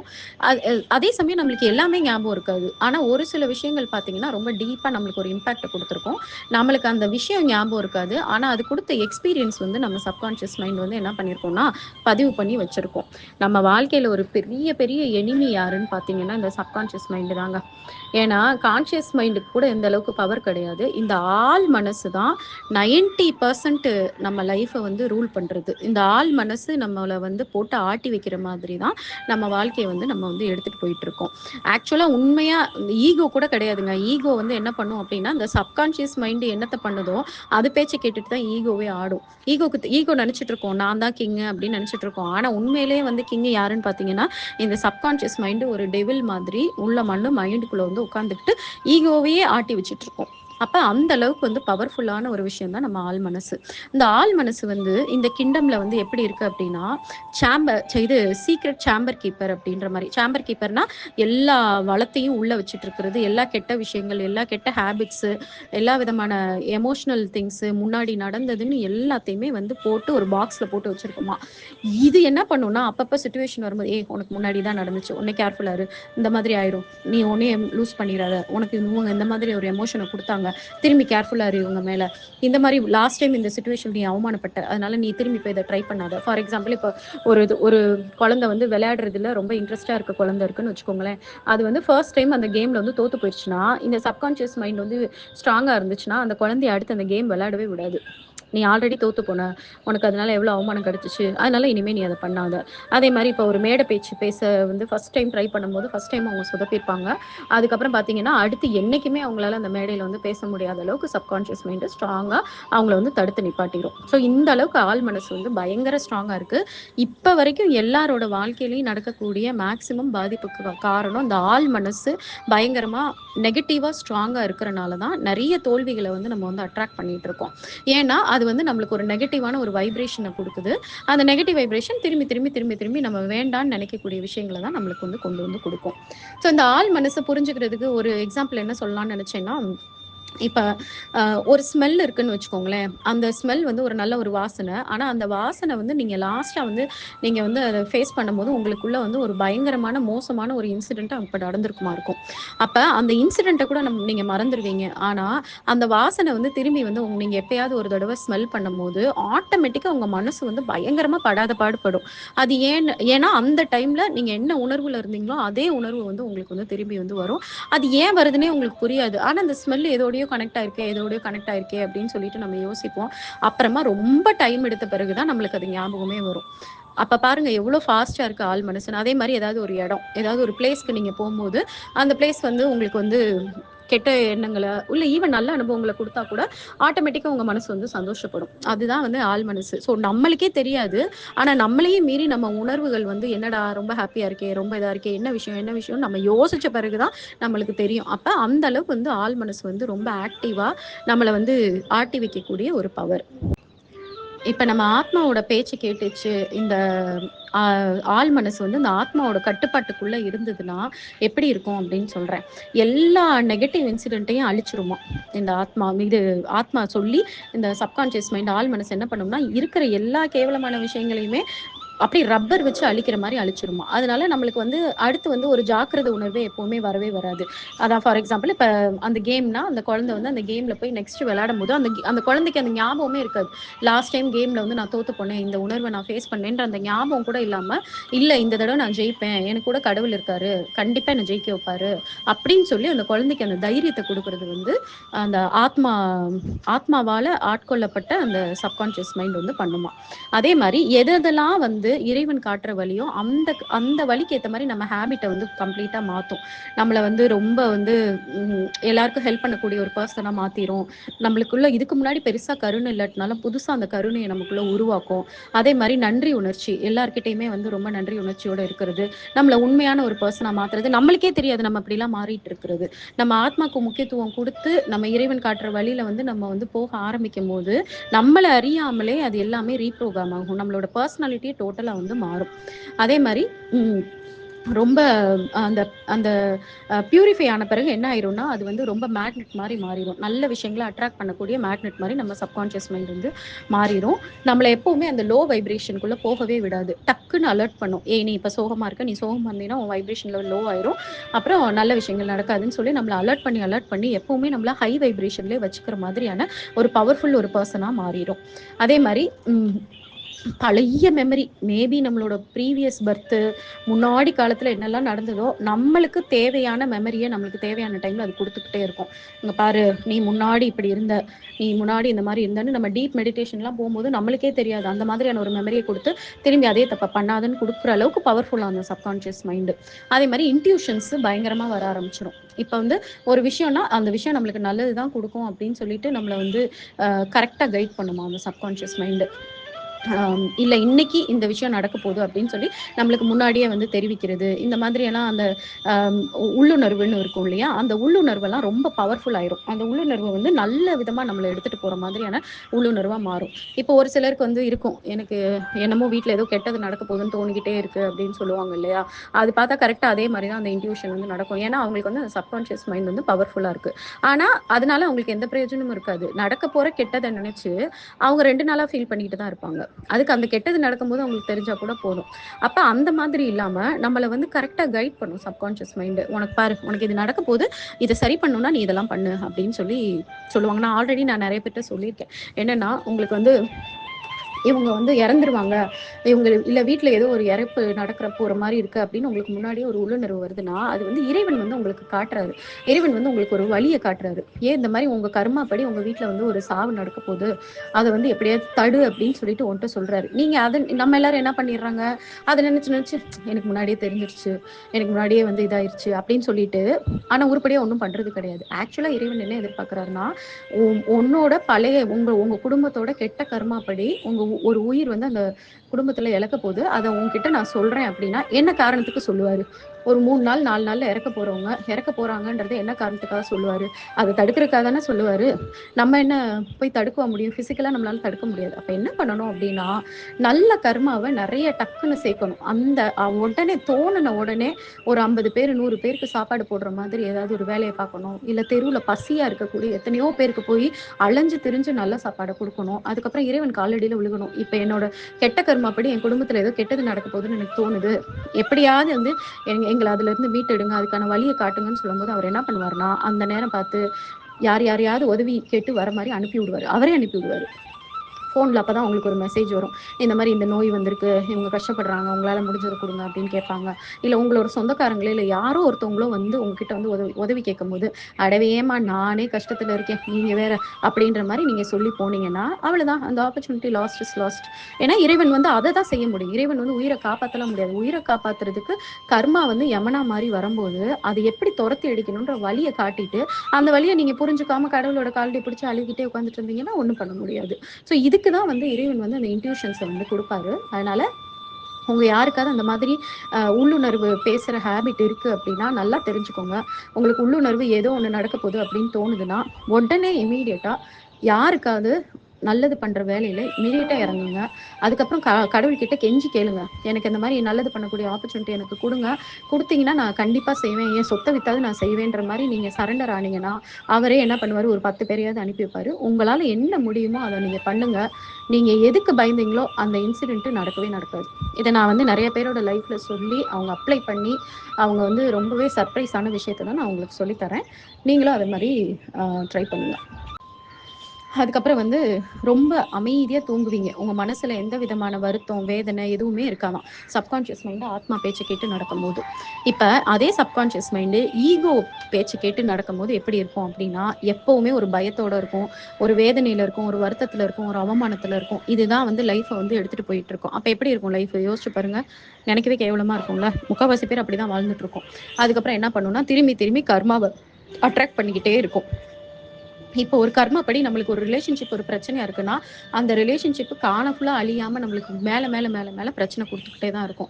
அதே மாதிரி நம்ம ஒரு ஃபெயிலியர் ஃபேஸ் பண்ணிட்டு இருக்கோம்னா, அந்த ஃபெயிலியரை திரும்பி திரும்பி இப்போ எக்ஸாம்ஸ்ல ஃபெயில் ஆயிட்டே இருக்கோம் அப்படின்னு வச்சுக்கோங்களேன். நம்ம ஆத்மா படி நம்ம நடக்காம நம்ம ஈகோ படி நடக்கும்போது நம்ம ஃபெயில் ஆயிட்டே தான் இருப்போம். மாறவே மாறாது நம்ம சிச்சுவேஷன்.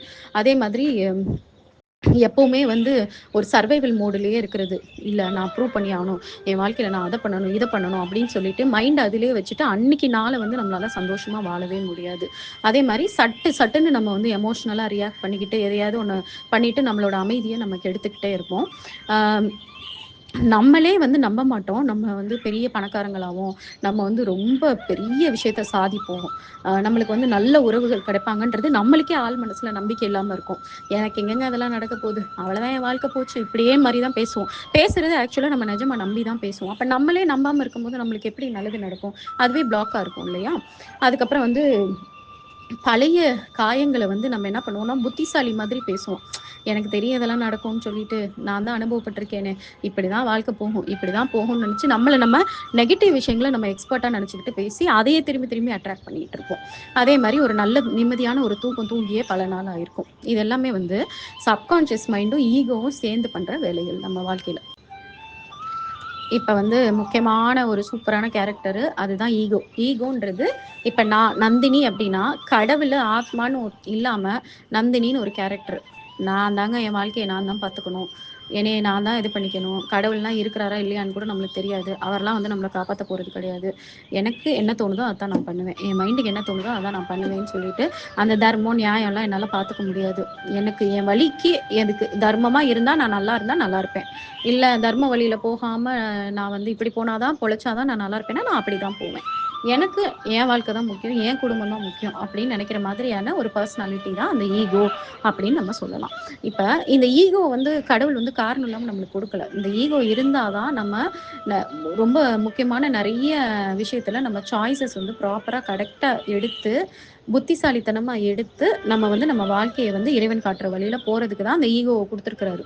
நம்ம ஸ்கில்லை டெவலப் பண்றது, நம்மளோட டேலண்ட்டை டெவலப் பண்றது, நல்ல குணங்களை வளர்த்துக்கிறது, பல விதமான சாய்ஸஸ் வந்து கடவுள் கொடுப்பாரு. இந்தா உனக்கு வந்து இந்த வழி. இப்போ எப்படி படிக்கிறீங்க நீங்க 12வது முடிச்ச உடனே பல விதமான படிப்பு உங்க கண்ணு முன்னாடி இருக்கும், வழிகாட்டும். நீ இதை பண்ணா இதாகலாம், இதை பண்ணா இதாகலாம் அப்படின்னு சொல்லும் போது கடைசியில டெசிஷன் யார் எடுக்கிறீங்க? நீங்க தானே எடுக்கிறீங்க.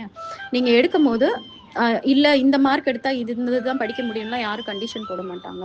நீங்க எடுக்கிற மார்க்குக்கு ஒரு 100 விதமான படிப்பு இருக்கும்போது அந்த இடத்துல அந்த சூஸ் பண்றது நீங்க தானே இருக்கீங்க. அதுதான் ஈகோ. அப்ப அந்த ஈகோ வந்து கரெக்டா நம்ம யூட்டிலைஸ் பண்ணணும்னா நம்ம வாழ்க்கை ரொம்ப ஒண்டர்ஃபுல்லா இருக்கும். பெரிய மேஜிக்கல் லைஃபுக்கு நம்ம போவோம். ரொம்ப சக்சஸ்ஃபுல்லா நம்ம மாறிடுவோம். வேறஸ் அந்த ஈகோ வந்து ஏதாவது ஒரு விஷயத்தினால எமோஷனுக்கு அடிமையாயோ இல்லைன்னா அந்த சப்கான்ஷியஸ் மைண்டுக்கு அடிமையாயோ அப்படி இருந்து அது வந்து ஒர்க் பண்ணும்போது ஃபுல்லா தப்பு தப்பாக தான் நடக்கும். அப்ப இந்த ஈகோ வந்து நல்லதும் கூட கெட்டதும் கூட. இப்ப இந்த ஈகோ வந்து எப்ப நல்லதா இருக்கு அப்படின்னா, ஆத்மாவை உணர்ந்து அந்த ஆத்மாவும் இறைவனும் நம்மளுக்குள்ள இருக்காங்கன்னு உணர்ந்து அவங்க கிட்ட ஹம்பிளா நடந்து அவங்க காட்டுற வழியில போகும்போது இந்த ஈகோ வந்து ஒண்டர்ஃபுல்லா லைஃப் எடுத்துட்டு போகும். ஸோ இந்த ஈகோ எப்படி இருக்கும்னா ஒரு பார்ட்னர்ஷிப் மாதிரி தான். ராஜாவோட தம்பி மாதிரி இருப்பாங்கன்னு வச்சுக்கோங்க. இப்ப பாகுபலியில எப்படி அந்த பல்வாள் தேவனும் இவரும் பாகுபலி இருக்கிறாருன்னா, அவங்க 2 பேரும் பிரதர்ஸ் தானே. ஸோ அந்த மாதிரி தான். ஆத்மாவும் ஈகோவும் 2மே வந்து ஒரு பிரதர்ஸ் மாதிரி தான் வந்து நம்மளோட உடம்புக்குள்ள வந்து இருக்கிறாங்க. ஆனா இதுல ஈகோ வந்து ஆத்மா பேச்ச கேட்டு ஈகோ வந்து ஹெட் ஆச்சுன்னா, ஈகோக்கு அந்த அளவுக்கு குவாலிட்டி கிடையாது. கிங் மாதிரி ஆம், வந்து தானா வந்து இறைவனை வந்து தேடி போறதுக்கான குவாலிட்டி கிடையாது. ஸோ அந்த கிங் ஆகுறதுக்குரிய எபிலிட்டி கிடையாது. அதே சமயம் கிங் பேச்சை கேட்டு கிங்கோட ஒரு பெரிய ஒரு மாரல் சப்போர்ட்டா ஒரு ரைட் ஹேண்டா லெஃப்ட் ஹேண்டா இருக்கக்கூடிய குவாலிட்டி வந்து ஈகோக்கு இருக்கு. ஸோ இப்போ இதுல இருந்து என்ன அர்த்தம்னா ஈகோ வந்து ரூல் பண்ண முடியாது. ஆனா ஈகோ வந்து எப்பவுமே வந்து கண்டிப்பா தேவை ஆத்மாக்கு. ஆத்மாக்கு ஒரு ரைட் ஹேண்டா ஒரு அதே சமயம் பிரைம் மினிஸ்டரும் கிடையாது. கிட்டத்தட்ட அண்ணன் தம்பி மாதிரி. அந்த அண்ணன் வந்து சோலா இருந்தா ஈகோ வந்து தம்பியா இருக்கும். அப்ப ராமர் லக்ஷ்மணர் எப்படி இருக்காங்க அந்த மாதிரி இருக்க வேண்டிய ஒரு கேரக்டர் தான். அப்படி இல்லாம நான் தான் ஹெட்டா இருப்பேன் அப்படின்னு இருக்கும்போது அதுக்கு அது அறிவு கிடையாது, ஞானம் கிடையாதுனால அது நிறைய விஷயத்துல தோத்து போயிடும். ஸோ இந்த அளவுக்கு வந்து ஒரு இம்பார்ட்டன்ட் கேரக்டர். அது நினைச்சா வாழ்க்கையை அழிக்கவும் முடியும், நினைச்சா அது வாழ்க்கையை வந்து உயர்த்தவும் முடியும். இப்ப இந்த ஈகோ வந்து சோலோட சேர்ந்து கரெக்டா இருந்தா எப்படி இருக்கும்? அதாவது பாகுபலியும் பல்வாள் தேவனும் சேர்ந்து ராஜ்யத்தை ஆள்றாங்க. பாகுபலி வந்து கிங்கா இருக்காரு. பல்வாள் தேவன் வந்து அவருக்கு சப்போர்ட்டா இருந்தா எப்படி இருக்கும்? அந்த மாதிரி கற்பனை பண்ணிக்கோங்க. அப்ப ஒரு லாயல் சர்வெண்ட்டாக இருப்பாங்க. இந்த ராஜ்யத்தை நம்ம வந்து பக்காவாக நம்ம எடுத்துகிட்டு போகணும். இது வந்து நம்ம கிங்கோட நம்ம ஆத்மான்ற அந்த பிரதரோட சேர்ந்து ரொம்ப ஒண்டர்ஃபுல்லாக எடுத்துகிட்டு போய் இருக்கிற எல்லா சந்தோஷத்தையும் அனுபவிக்கணும் அப்படின்னு சொல்லிட்டு ரொம்ப லாயலாகவும் இருக்குமா. அதே மாதிரி அந்த ஸ்ட்ரென்த் அதோட பவர் இருக்கு இல்லையா, அந்த பவரை யூஸ் பண்ணி எப்படி வந்து ஆக்கப்பூர்வமாக கொண்டு வரலாம் அப்படின்னு யோசிக்குமே தவிர யாரையும் கண்ட்ரோல் பண்ணணும்னு நினைக்காது.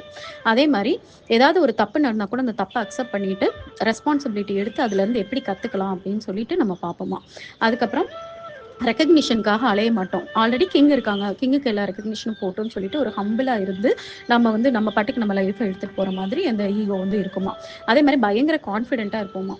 ஆனால் கடவுள்கிட்ட ரொம்ப வந்து அப்படி பணிஞ்சு போய் இருப்போம். அதே மாதிரி ஜஸ்டிஸுக்காக நம்ம எப்போவுமே வந்து நிற்போம். நியாயம் எதுவோ நம்மளோட நியாயத்துக்காகவும் மற்றவங்களோட நியாயத்துக்காகவும் நம்ம வந்து தைரியமாக வந்து நிற்போம்.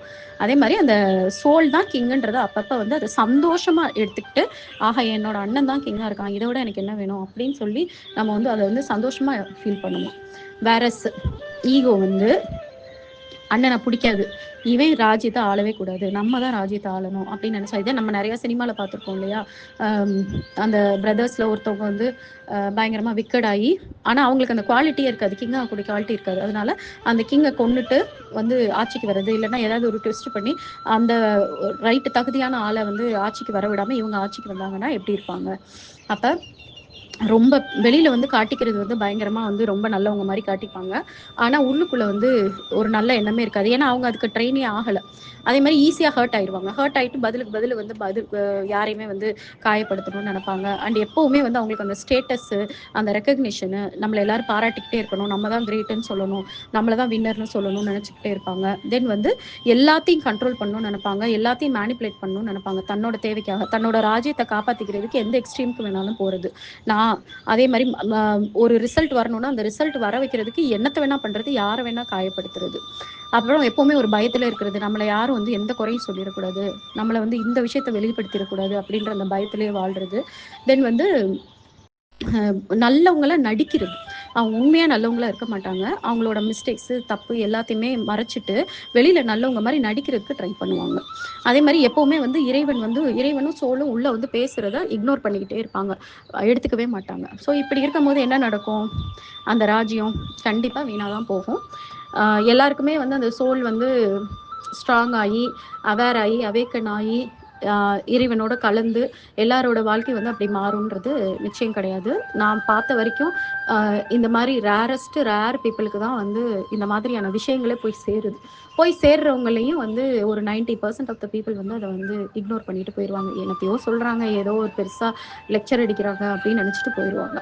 ஸோ இப்படி தான் வந்து நிறைய பேரோட லைஃப் வந்து அந்த ஈகோக்குள்ளே டாமினேட் ஆகி, இல்லைனா எமோஷன்ஸ்குள்ளே டாமினேட் ஆகி, இல்லைனா அந்த ஆள் மனசுக்கு வந்து டாமினேட் ஆகி, அடிமையாகி, தான் யாருன்றதே உணராமல் தன்னோட பவர் என்ன, அந்த பவரை யூஸ் பண்ணி ஒரு ஒண்டர்ஃபுல்லான ஒரு மேக்னெட்டாக மாறணும்னு நினைக்காம போயிட்டு இருக்காங்க. ஸோ இதை வந்து நான் உங்களுக்கு வந்து உங்களுக்குள்ளே நடக்கக்கூடிய ஒவ்வொரு எண்ணங்கள், நீங்கள் பேசுகிற வார்த்தை, நீங்கள் நடந்துக்கிற விதம், இது மூணையுமே வந்து இனிமேல் வந்து அனலைஸ் பண்ணுங்கள். இப்போ நான் யார் பேச்சை கேட்டு நடக்கிறேன், நான் வந்து கரெக்டாக என்னோட ஆத்மா பேச்சை கேட்டு தான் நடக்கிறேன்னா, இல்லைனா நான் என்னோட ஈகோ பேச்சை கேட்டு நடக்கிறேன்னா, இல்லை நான் என்னோட எமோஷன்ஸ் பேச்சை கேட்டு நடக்கிறேன்னா, இல்லைனா எனக்குள்ளே பதிஞ்சிருக்க பழைய நினைவுகளோட பேச்சை கேட்டு நடக்கிறேன்னா அப்படின்னு சொல்லி ஒரு நிமிஷம் யோசிக்கும் போது உங்களுக்கே வந்து டிஃப்ரென்ஸ் தெரியும். ஸோ இப்போ நான் வந்து சிம்பிளாக ஆத்மா வந்து நடந்துச்சுன்னா எப்படி நடக்கும் அப்படின்றத நான் என்ன எல்லாம் உணர்ந்திருக்கேனோ அதை ஒரு பாயிண்ட் வைஸாக உங்களுக்கு சொல்கிறேன். நான் ஒரு 12 விஷயம் வந்து நான் வந்து ரியலைஸ் பண்ணியிருக்கேன். எனக்கு இது வரைக்கும் யாரும் சொல்லி தராதது. நானா மனசுக்குள்ள இருந்து ரியலைஸ் பண்ணி, ஓகே இப்படி தோணுச்சுனா தான் நம்ம ஆத்மா பேச்சு கேட்டு நடக்கணும் அப்படின்னு சொல்லிட்டு, அதுக்கப்புறம் அதை பற்றி நிறையா வந்து படித்து பார்க்குறது, மேட்சாக இருந்துச்சுன்னா எனக்கு ஓகேன்னு கன்ஃபார்ம் ஆகும், கரெக்டாக தான் நம்ம போகிறோம் அப்படின்ட்டு. இந்த 12 விஷயத்தை வந்து நீங்கள் மறந்துடாமல் நோட் பண்ணி வச்சுக்கோங்க. ஃபர்ஸ்ட் வந்து நம்ம எதுக்குமே ரெசிஸ்ட் பண்ண மாட்டோம். நம்ம ஒரு பிளான் படி போவோம். ஆனால் அந்த பிளான் மாறி வேற மாதிரி போகும்போது உடனே பயந்துக்கிட்டு பதட்டப்பட்டு அந்த பிளானையே வந்து சேஞ்ச் பண்ணணும்னு நினைக்கிறது, அந்த பிளான் நடக்காமல் நம்மளோட பிளான் படி தான் நடக்கணும்னு சொல்லிட்டு பயங்கரமாக போராடுறது, இதை பண்ண மாட்டோம்.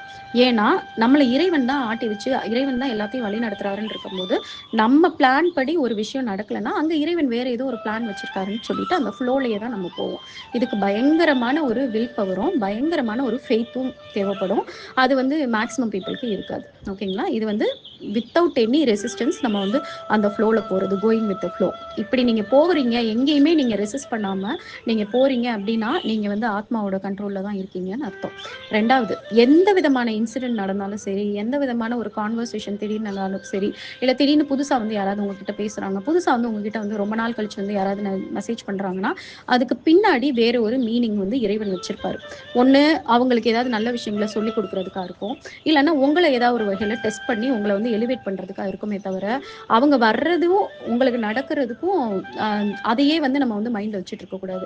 இப்போ உங்களுக்கு ஒரு பண ரீதியாக ஒரு பிரச்சனை வருதுன்னா அந்த பணத்தை எப்படி சரி பண்ணுறது அப்படின்னு மட்டும் யோசிக்காம, எனக்கு ஏன் இந்த பிரச்சனை வந்துச்சு, இந்த பிரச்சனைக்கு பின்னாடி கடவுள் வந்து என்னை ஏதோ செய்ய சொல்கிறாரு, பயப்படாமல் இருன்னு சொல்கிறாரு, என்னை நம்புன்னு சொல்கிறாரு அப்படின்ற மாதிரி டீப்பாக ஸ்பிரிச்சுவல் மீனிங்கை வந்து தேட ஆரம்பிச்சிருவோம் நம்ம. அந்த மாதிரி இன்விசிபிளாக நம்ம கண்ணுக்கு தெரியாத ஒரு மீனிங் என்ன இருக்குது அப்படின்னு சொல்லி தேட ஆரம்பிச்சு அந்த வழியில் போகும்போது ஆட்டோமேட்டிக்காக கடவுள் வந்து நம்மளுக்கு வந்து சொல்லி கொடுத்துருவார் மெடிடேஷன் பண்ணும்போது.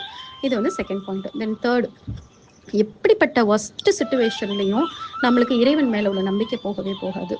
இந்த ஒஸ்ட் சிச்சுவேஷன் கொடுத்துருக்காருன்னா இதிலிருந்து என்னை வந்து அடுத்த லெவல் ஸ்பிரிச்சுவலாக வந்து அடுத்த லெவல் வந்து என்னை பவர்ஃபுல்லாக மாற்ற போகிறாரு, இந்த இடத்துல நான் அவர் மேலே நம்பிக்கையை வந்து விடாமல் இருந்தேன்னா போதும் அப்படின்னு சொல்லிட்டு அந்த பெயின், அந்த சஃபரிங்கு அதெல்லாம் நினச்சி ஃபீல் பண்ணிக்கிட்டு நம்ம வந்து ஐயோ என்னை மாதிரி ஒரு சோகமான ஆள், என்னை மாதிரி ஒரு அன்லக்கியான ஆள் இல்லவே இல்லை அப்படின்னு நினைக்காம அந்த நேரத்தில் ஒரு அன்ஷேக்கபிள் ஃபெய்த், பயங்கரமான ஒரு நம்பிக்கை வந்து கடவுள் மேலே வச்சுருந்தீங்கன்னா நீங்கள் ஆத்மா வந்து ஸ்ட்ராங்காக இருக்குது அப்படின்னு அர்த்தம். தென் நாலாவது, ப்ரெசண்ட்டில் வாழ்கிறது. நேற்றை பற்றியும் நாளைக்கு பற்றியும் ஓவராக கவலைப்பட்டுட்டு இல்லாமல், அதை பற்றி பயப்படாமல், அதெல்லாம் இறைவன் பார்த்துப்பாரு. இன்றைக்கி எனக்கு இறைவன் என்னோட வேலையில் என்ன டியூட்டி கொடுத்துருக்காரு, எனக்கு ஆஃபீஸில் இந்த ஒர்க்கு கொடுத்துருக்காரு, அந்த ஒர்க்கை நான் 100% பண்ணுவேன். இன்றைக்கி என் கூட யார் இருக்காங்களோ அவங்களோட நான் அன்பை பரிமாறுவேன், அவங்கக்கிட்ட நான் அன்கண்டிஷனலாக இருப்பேன். இன்றைக்கி எனக்கு என்ன உணவு கொடுத்துருக்காரோ அதை நல்லா சாப்பிடுவேன், இன்றைக்கி என்ன சூழ்நிலை கொடுத்துருக்காரு, என்ன ட்ரெஸ் கொடுத்துருக்காரு, எல்லாத்தையும் நான் என்ஜாய் பண்ணி சந்தோஷமாக அதே சமயம் என்னோட டியூட்டியும் கரெக்டாக பார்ப்பேன் அப்படிங்கிற மாதிரி நீங்கள் வாழ ஆரம்பிச்சிட்டிங்க அப்படின்னா நீங்கள் ஆத்மாவோட கண்ட்ரோலில் இருக்கீங்கன்னு அர்த்தம். தென் வந்து உள்ள எப்பவுமே இறைவனை உணர்ந்துகிட்டே இருப்பீங்க. இறைவனை தேடி நீங்க வந்து கோயிலுக்கெல்லாம் போயிட்டே இருக்க மாட்டீங்க. அந்த பூஜை பண்ணணும் இந்த பூஜை பண்ணணும்லாம் தோணாது. அது ஜஸ்ட் ஒரு ஹாபியா வச்சுப்பீங்க. எனக்கு ஃப்ரீ டைம் இருக்கு, இன்னும் டெம்பிள் போனா இன்னும் நான் நல்லா வைப்ரேஷன் ஃபீல் பண்ணுவேன், இங்க வீட்டில் இருக்கிறத விட எனக்கு இன்னும் அங்கே இருந்தால் இன்னும் கடவுளோட ரொம்ப கனெக்டடாக ஃபீல் பண்ணுவேன்னு சொல்லிட்டு சும்மா ஒரு ஆசைக்கு போவீங்க. அதே மாதிரி எந்த பூஜை பண்ணாலும் ஓகே நான் டைம் இருக்கு, நான் அந்த பூஜை பண்ணி இன்னும் கடவுளோட கனெக்டடாக ஃபீல் பண்ணணும்னு ஆசைப்படுறேன்னு சொல்லிட்டு இறைவனோட ஸ்பெண்ட் பண்ற டைமா வேணா அதை யூஸ் பண்ணுவீங்க. அதுக்காக நீங்க கோயிலுக்கே போக மாட்டீங்க, போகக்கூடாதுன்னு அர்த்தம் கிடையாது. கோயிலுக்குள்ள போறது வந்து எனக்கும் காடுக்கும் மட்டும், நான் வேற எந்த வேலையும் பார்க்காம காடும் நானும் கனெக்டடா இருக்கணும்னு ஆசைப்படுறோம்னு நினைச்சு போவீங்களே தவிர, இல்ல இறைவன் அங்கதான் இருக்காரு, நான் போய் இறைவனை போய் பார்த்துட்டு வரேன்னு சொல்லிட்டுலாம் போக மாட்டீங்க. ஏன்னா இறைவன் உங்களுக்குள்ளதான் இருப்பாரு. அதை நீங்க வந்து எப்பவுமே உணர்ந்தே இருப்பீங்க. தென் வந்து ஆறாவது வந்து எமோஷனலா ரொம்ப ஸ்டேபிளா இருப்பீங்க. அந்த அப்ஸ் அண்ட் டவுன்ஸ் இருக்கவே இருக்காது. திடீர்னு பயங்கரமா கத்துறது, திடீர்னு கோவப்படுறது, பயங்கரமா சந்தோஷத்தை ஓவரா படுறது, அப்புறம் பயங்கரமா அழுகுறது, இந்த மாதிரிலாம் வந்து உங்களுக்குள்ள இல்லாம ஒரு மாதிரி ஒரு பேலன்ஸ்டா இருப்பீங்க. சொல்ல போனா ஆக்சுவலா எப்பவுமே ரொம்ப ஹாப்பியா இருப்பீங்க நீங்க. தென் வந்து அந்த லைஃப்ன்றதே ஒரு ஸ்கூலுன்றது உங்களுக்கு புரிஞ்சிருக்கும். ஆத்மா அப்படி நீங்க நடக்கிறீங்க அப்படின்னா, நான் உங்களுக்கு அப்பப்ப சொல்லிக்கிட்டே இருப்பேன்ல, நம்ம ஒரு ஸ்கூல்ல தான் நம்ம இருக்கோம், நம்ம வாழ்க்கையே ஒரு ஸ்கூலு, நம்ம பள்ளிக்கூடம், அதை வந்து நம்ம கத்துக்கிட்டு இருக்கோம் அப்படின்ற உணர்வு உங்களுக்கு வந்துடும். அதே மாதிரி யார் மேலேயும் டூ மச்சா அட்டாச்மெண்ட் இருக்காது. எந்த பொருள் மேலேயும் டூ மச்சா வந்து அட்டாச்மெண்ட் இல்லாம எல்லாத்தையுமே தாமரையில தண்ணி மாதிரி என்ஜாய் பண்ணுவீங்க. நீங்க நல்லா என்ஜாய் பண்ணுவீங்க. அதே சமயம் மற்றவங்களுக்கு தெரியாது நீங்க வந்து ரொம்ப அட்டாச்மெண்ட் இல்லாம இருக்கீங்கன்ட்டு. அட்டாச்மெண்ட் இல்லாம இருக்கிறதுன்றது மற்றவங்க மேல வெறுப்பு காட்டுறது, மற்றவங்க மேல அன்பு காட்டாம இருக்கிறதுக்கு பேர் அட்டாச்மெண்ட் இல்லாம இருக்கிறதுன்னு இல்லை. மற்றவங்க மேல அதிகபட்ச அன்பை காட்டணும், அதே சமயம் நீங்க வந்து அந்த அன்பை எதிர்பார்க்கணும்னு அவசியம் கிடையாது. அப்படி இருக்கிறதுக்கு பேர் தான் நான் அட்டாச்மெண்ட். அது வந்து உங்களுக்கு எப்படி இருக்கணும்னு உங்களுக்கு தெரிஞ்சிடும். அதே மாதிரி எந்த வேலையா இருந்தாலும் சரி, எந்த பொருளா இருந்தாலும் சரி, அந்த பொருள் இருந்தாலும் சரி இல்லைனாலும் சரி நீங்க சந்தோஷமா இருப்பீங்க. தென் வந்து நிறைய அமைதியா டைம் ஸ்பெண்ட் பண்ணுவீங்க. எதுக்குமே ரொம்ப ஆர்ப்பாட்டம் பண்ண மாட்டீங்க, கத்த மாட்டீங்க, யாரோடையும் ஆர்கியூ பண்ண மாட்டீங்க, உங்களை நீங்க காப்பாத்திக்கிறதுக்கு நிறைய விஷயங்கள் பண்ணணும்னு நினைக்க மாட்டீங்க. எல்லாரும் கத்துற ஒரு மொமெண்ட்ல நீங்க வந்து அமைதியா போயிருவீங்க. அந்த அமைதி வந்து எல்லாராலையும் பண்ண முடியாது. அந்த மாதிரியான ஒரு அமைதி வந்து உங்களுக்கு வந்து ஒரு பவரா வந்து உங்களுக்கு கிடைச்சிடும். தென் வந்து நான்ற உணர்வு போய் நம்ம அப்படின்ற மாதிரி உணர்வு வரும். எல்லாருக்குள்ளேயுமே நீங்க கடவுளை பார்ப்பீங்க. ஓகே இவங்க என்ன கடவுளை உணராம இருக்காங்க, அவ்வளவுதான், கடவுளை உணர்ந்துட்டு அவங்க வேற மாதிரி நடப்பாங்க அப்படின்ற மாதிரி இருக்கும். எல்லார்கிட்டையுமே ரொம்ப கருணை வந்து உங்களுக்கு வந்து ரொம்ப அதிகமா இருக்கும். அதே மாதிரி ரொம்ப முக்கியமா சாவை பத்தின பயமே உங்களுக்கு போயிடும். ஏன்னா இந்த உலகத்துக்கே நம்ம வந்து ஒரு ஸ்கூல் மாதிரி நம்ம சும்மா வந்து கத்துட்டு போறதுக்கு தான் வந்திருக்கோம். நம்ம ஆத்மாக்கு அழிவே இல்லை அப்படின்னு தெரிஞ்ச பிறகு உங்களுக்கு வந்து சாவை பத்தின பயம் டோட்டலா போயிடும். அதுக்கப்புறம் நீங்க இருக்கிற இடத்துல கண்டிப்பா உங்களால அமைதியா சைலண்டா இருக்கவே முடியாது. உங்களோட நீங்க இருக்கிறதோட வைப்ரேஷன் வந்து மற்ற எல்லாருமே மாற்றும். நீங்கள் ஆக்டிவாக நீங்கள் மற்றவங்கள நிறைய பேரை மாற்றுவீங்க. இன்னொன்று, உங்களோட நீங்கள் இருக்கிறீங்க அப்படின்ற உங்கள் ப்ரெசன்ஸே போதும் நிறைய பேரை வந்து உங்களை மாதிரியே மாற்ற ஆரம்பிச்சிடும். ஸோ இதெல்லாம் நடக்குது உங்கள் லைஃப்பில் அப்படின்னா நீங்கள் வந்து ஆத்மாவோட கண்ட்ரோலில் இருக்கீங்க. ஆத்மாவை உணர்ந்துட்டீங்க. உங்கள் வாழ்க்கையை வந்து இறைவனும் ஆத்மாவும் சேர்ந்து எடுத்துகிட்டு போகிறாங்கன்னு அர்த்தம். ஓகே, இப்படி தான் நம்ம வாழணும். இந்த மாதிரியான வாழ்க்கைக்கு நம்ம போகிறதுக்கு தான் இந்த திருமந்திரம்லாம் டெய்லி ரீட் பண்ணுங்கள், மெடிடேஷன் பண்ணுங்கள், ஃபுட் சேரிட்டி பண்ணுங்கள் அப்படின்னு சொல்லிக்கிட்டே இருக்கேன். நீங்கள் இதெல்லாம் நீங்கள் கான்ஷியஸாக எஃபர்ட்ஸ் போடணும்னு அவசியமே இல்லை. நான் சொல்கிற இந்த 3 விஷயத்தை நீங்கள் பண்ணால் உங்களை அறியாமலே உங்களோட வாழ்க்கையில் இதெல்லாம் நடக்க ஆரம்பிச்சிடும். Okay, thank you all.